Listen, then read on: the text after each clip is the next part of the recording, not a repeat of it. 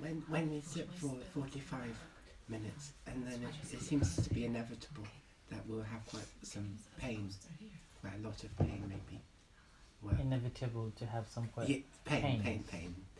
And I was just wondering, is it, because obviously you want the pain to stop, but you've decided you're not going to move, and then is it sort of like you can kind of enjoy that sensation of pain in a way, or not enjoy exactly, but accept. I was reflecting actually on pain. When I was on retreat in London, what happened was, every time when I go to do sitting meditation, immediately I can feel pains in my knees. And I thought, okay, and I contemplate on it for a while, and it's become a very, very unbearable. And normally we sit only an hour, and it starts immediately after 10-15 minutes. And I was thinking, what's happening here? And it happened all week, every day, from the day one. Every day. And I was struggling a lot, sitting meditation. So I had to do a lot of walking in the room, and then I didn't want to go out because the crowd, 15, 16 people in a 3-bedroom house with a 1 toilet in.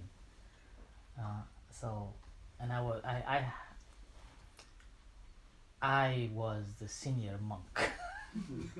So I had a privilege to have one room for myself, nobody in. So, and I was just walking in there, and still I was feeling that pain a lot, and I was contemplating on a lot. And then when I came back here, it didn't happen. I can sit for an hour and 2 hours, that's fine, didn't feel pain. That's quite a surprise to me still now. Very, very unusual. So that's why the pain is sometimes, it's conditioned to something which I don't know yet, and sometimes it is not. Right? But in terms of enjoying, I would not say you should enjoy with it. No. If it's really bad and you're really feeling it very intense, then you better move. Right? And then when you're moving, you consciously moving it, mindfully moving it. So that is the important part.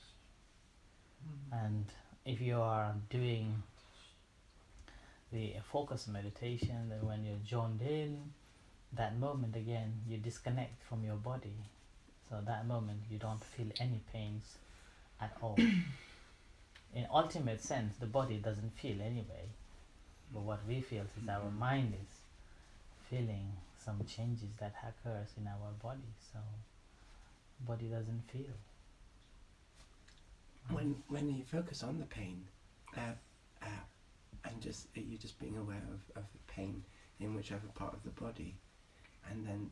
So this is whichever part of the body is the wrong thing. No, okay. Whichever part of the body, then that we are taking this part of my body is in pain. When we are contemplating on the pain, is simply pain. Right? Simply pain. Jean, I had a similar experience a few months ago. I practicing on those occasions when I practice at home. I had pain in my knees, and now no matter how hard, no matter how often I acknowledged it and noted it, it wouldn't go away. So I started practicing with a cushion under my knees, but it was still there. And after a while, I started practicing without a cushion, and it went away. Yeah. So sometimes, sorry. No, I was just thinking because I noticed when you got up, you were holding your ankles. No, the Nash. Nash there. I had been on a 3-day canoeing trip, and we were all sitting there with your ankles folded right back. That's how you got to sit in the canoe. And I know I'm not very supple, and I would just seize up, and it would take me 5 minutes to actually kind of get up and get my ankle, my foot back round again. And once I did that, I was okay. And it was interesting, all the guides there, and there's a number of guys there, said, oh, the first week's always hell, because you haven't stretched yourself out. And I think for some of the things, if we're not used to meditating, kneeling down, and then we kneel down, I think there is something about you have to actually get used to the actually doing that. Yeah, that is for sure. Yeah, but in the meantime, sometimes just pain doesn't go. Like I say, I can sit for a long time, but that week I wasn't able to sit down. So I had Sometimes it'll just be the monkey mind Yeah. saying, I don't want you to meditate, you're too good at it. And it will it's come in true. all sorts of ways to prevent us. It's maybe slightly more embarrassing for the chief monk though, rather than us. I think monks have a monkey mind too sometimes. Yes? Yes, that is true. And not only sometimes, most of the time too. I was blaming the air pollution in London, so I was thinking it's like it's damper down there or bad air's getting into your knees. Is it? Yeah, so like that. So that's why it's okay. Nobody's just do what fits you. But the practice needs to be continued. That's all. And it's not the position is important in meditation. It's about knowing, about our attitude is important, and having this motivation to practice again and again. That's important. End of the day, we have to throw this body away anyway, and it doesn't feel anything. So when we are experiencing a pain, are we not then are we supposed to notice where it is, or just feel it as pain in general? and just in general as a pain. Very moment when we think that I'm having pain in my leg or in my knees, we have put our perception of this is belongs to me, and it's the pain will be intensified. So when the pain intensifies, then it's again you will go into, it's called papancha, the thought after thought. How long this is going to be? Is it Ajahn sleeping? Oh, when it's gonna hit the bell? Oh, if not, then my knees is going to break. I'm gonna walk. Sort of these series of stories will begin. So you will comment after comment after comment, and then the end of the day you're getting nowhere.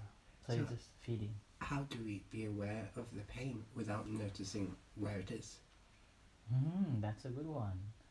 So first you realize it, you sense it, you feel it. So when you feel it, the first moment you may feel that I'm having pain in my knees. Yeah. But the second, you disconnect from your pain. Okay? You're just simply aware of the pain, not the pain of a knee. Yeah. So just as pain, a pain, A pain. without Without. owning it. Yes. Yeah. Yeah. Nonetheless has like a relative spatial location, whether or not you kind of point at it and describe it. In Because general. as soon as we, am I right, Ajahn, as soon as we identify with it as mine, we become attached to it. Yes. And as soon as we become attached to it, we create stories out of it. Yeah. So that's what when we are paying attention to it, as it disconnects from bodily pain, and gradually it's become a mental pain. It's become a mental pain, and when it's become a mental pain, and that again, it's like a needle is piercing in your heart. You feel pain here, And as you're paying attention to it more and more, deeper and deeper, what happens is sometimes you will be sweating. And your clothes will wet, soaking wet, like that. And once you come out, then after that, fine.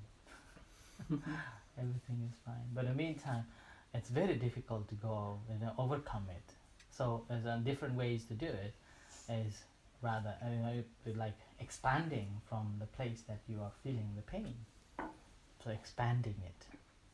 And then another one is disconnecting from that and having another object. So we deliberately distracting our mind from that pain to something else.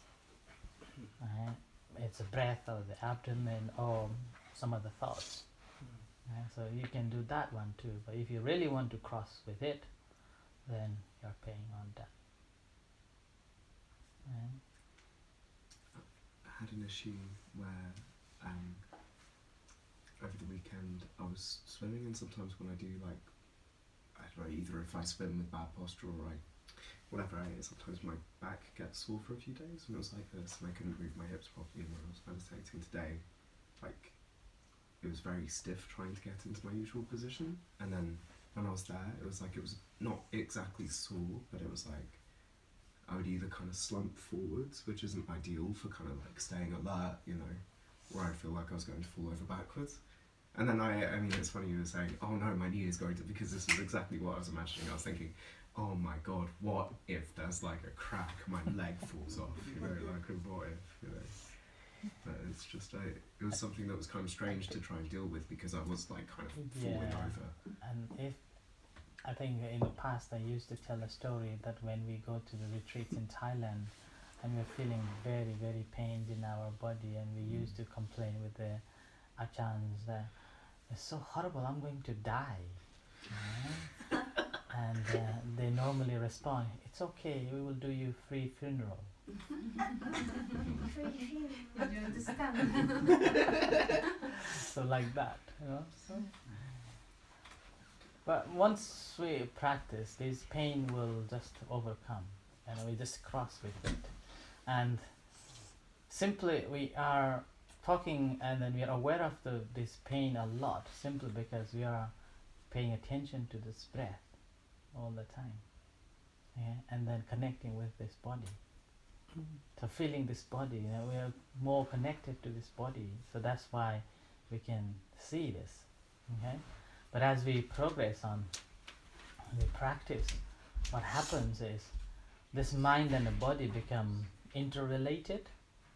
Okay? This mind and the body comes, each one is supporting each other. The mind is supporting the body, body is supporting the mind.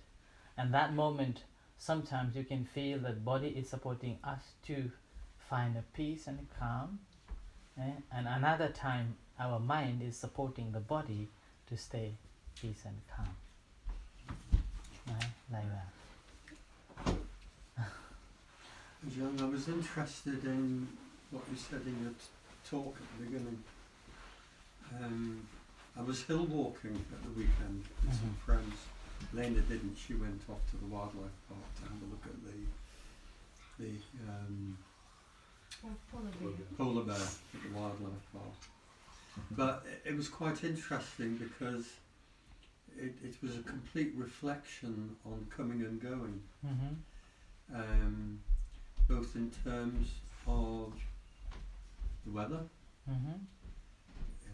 Early on it was sunny, the clouds were just passing by. Later the rain clouds came and we got completely wet.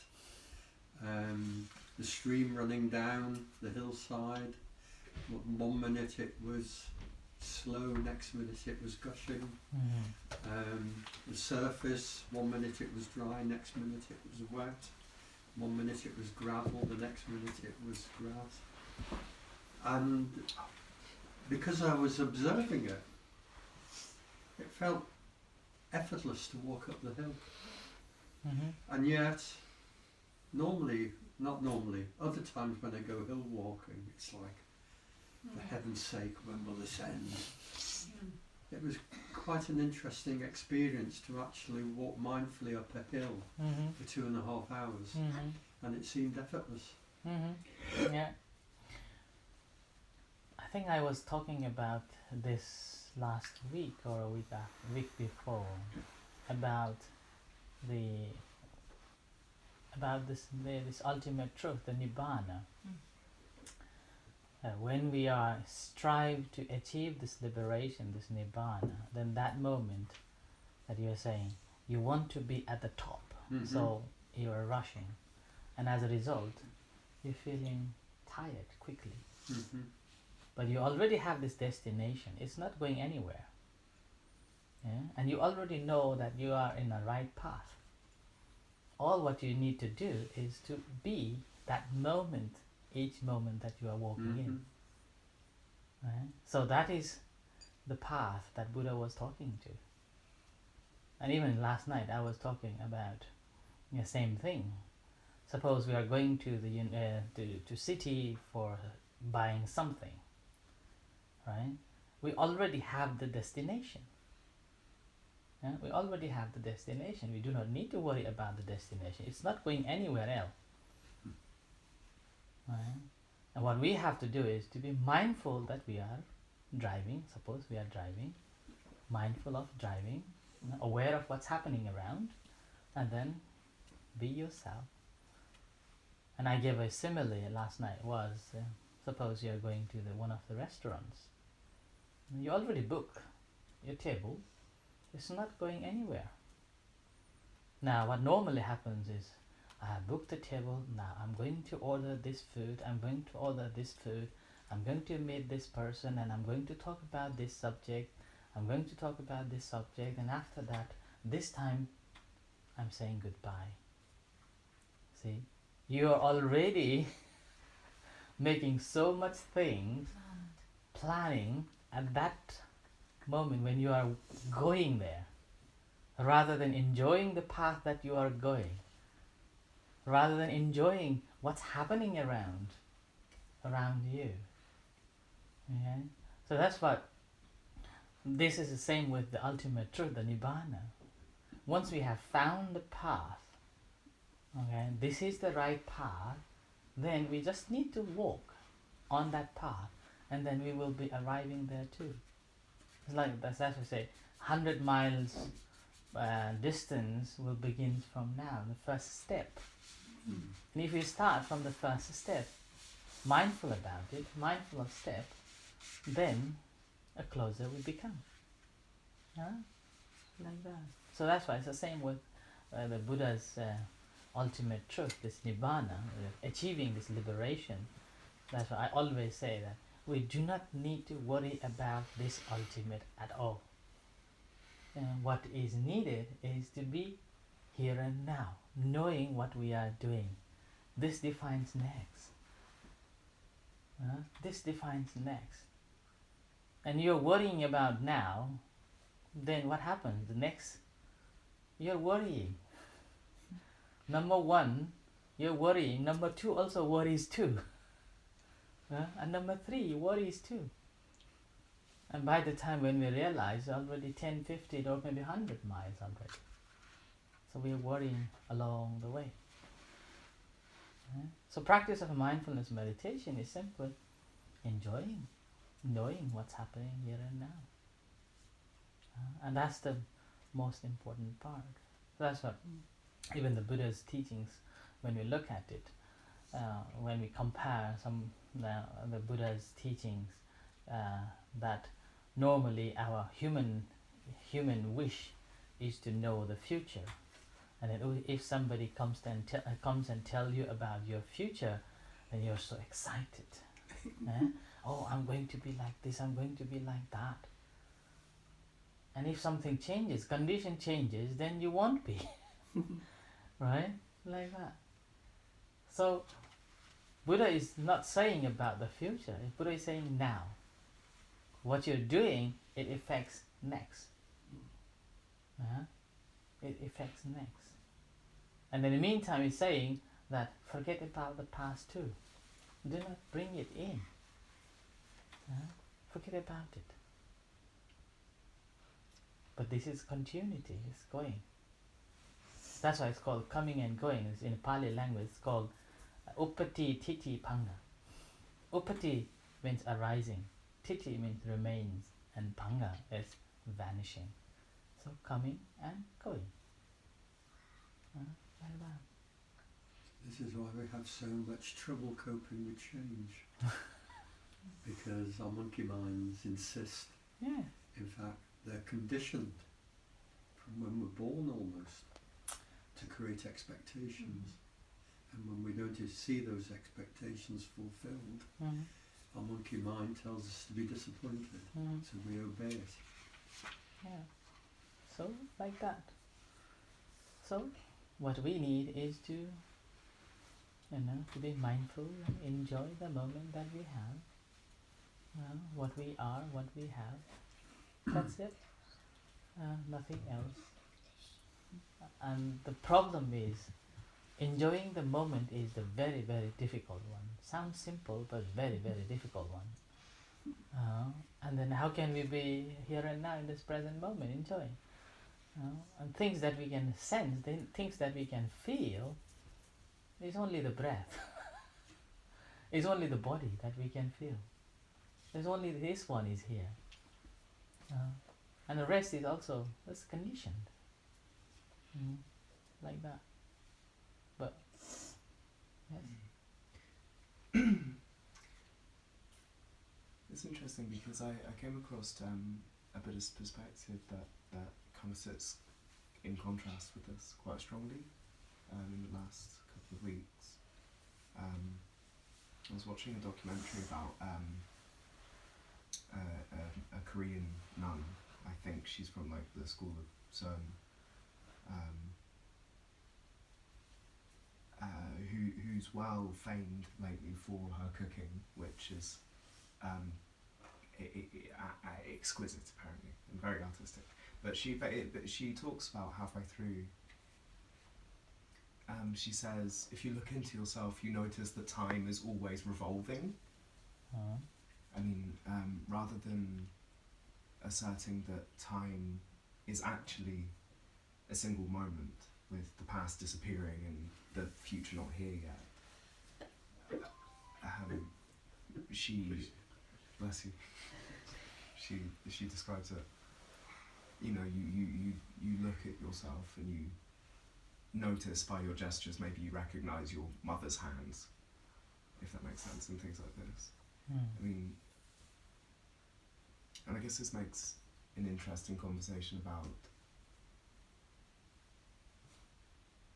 I mean, this is conditioned, but then it makes for an interesting kind of beginning of a thought process about how we can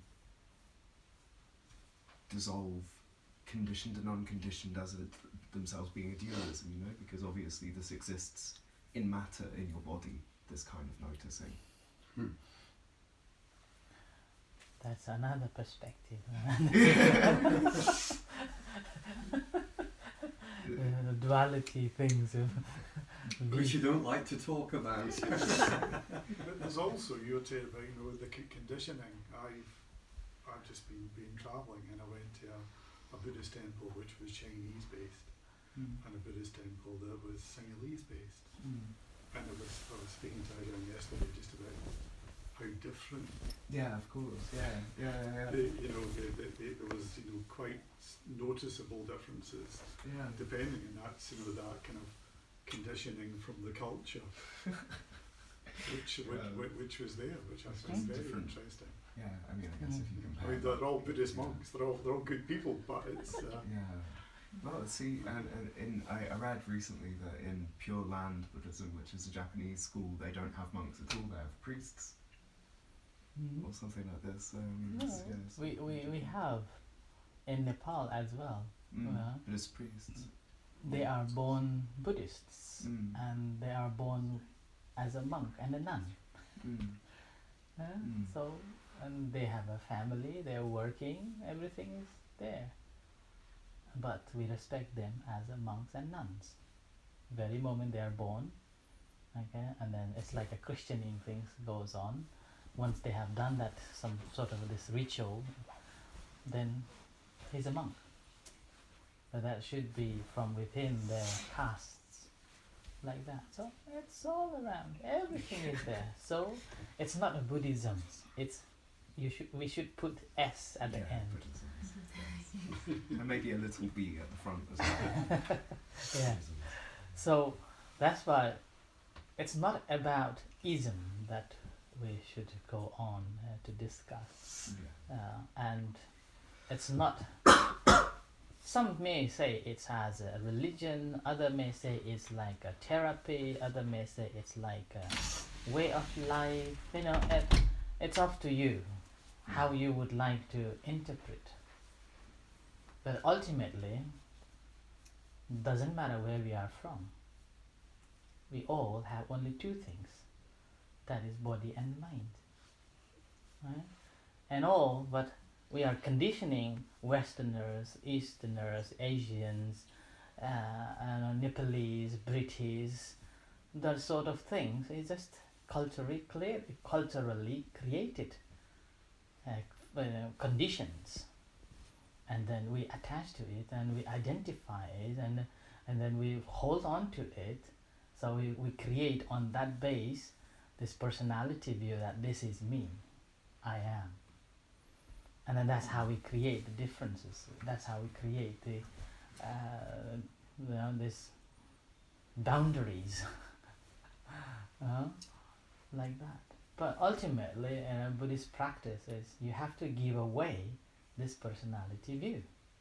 The very moment when you give away this personality view, then that moment only we can take that we are on the right path to the liberation. Because that moment, we have no doubt about the path that we are walking on. That moment, we have no ego. That moment, there is no differences at all. All sentient beings are subject to decay, sickness, and subject to die. And all sentient beings are working on the path to find this ultimate peace. That's all. And until then, we are still working on that, perfecting our perfections to be there. One or another, we are perfecting to be that state. That's why we all have different qualifications. We have all the different talents we have. And we cannot be talent in every subject. We are good at it only one or two. And within one or two, one is the particular one that we are very good at it. That's simpler. It's like that. Right? That's how it works. And there's few things that I always avoid to talk is the duality, nibbana, and non-self, and These are things you avoid talking voidness. about. avoidness. These are the subjects that I avoid. Emptiness, those subjects, I try not to touch so far, but this year I have touched a lot. I have touched a lot in these topics here and there along the way. And even there's Nibbana again. I think I have touched quite a lot this year. Even the duality as well. I've touched more on the personality view as well. Personality view. I was talking quite a lot. I was feeling that I was talking a lot about the personality view, quite a lot. And then another one is perceptions. So these are the topics that I'm talking a lot these days. Rather than, if you notice or if you go back to some of my records that I have uploaded on Facebook or on YouTube, then you will see that I avoid all these major subjects completely. And whenever somebody asks, I even say, sorry, I can't say. Like that. Maybe that moment it wasn't time to speak, and now it's gradually coming. You're finding it may be more natural for you Yeah. to speak. You are changing too. Yeah. I'm getting old. Not old, wise. So like that. Okay.